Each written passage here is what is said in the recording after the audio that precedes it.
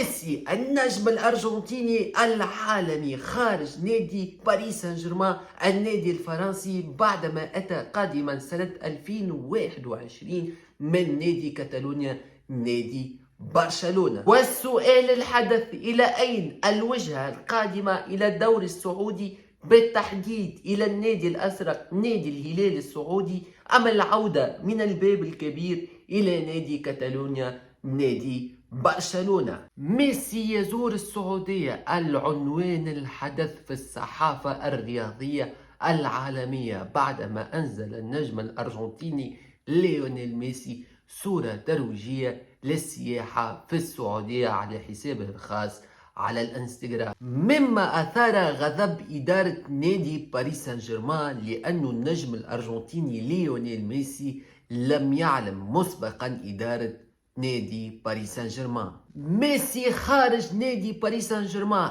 هذا الصيف، والجميع هذا اليوم يتحدث عن الوجهة القادمة إلى أين؟ إلى الدوري السعودي كما هو منتظر، أم العودة من باب الكبير إلى نادي كاتالونيا؟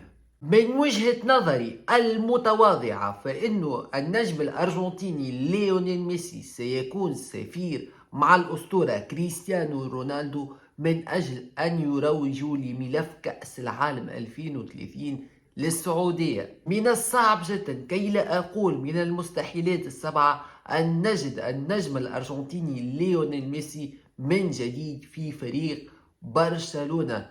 تعليقاتكم بخصوص هذا الموضوع الحدث: ميسي في السعودية كسفير لملف كأس العالم 2030 مع كريستيانو رونالدو، أم العودة المنتظرة لنادي برشلونة؟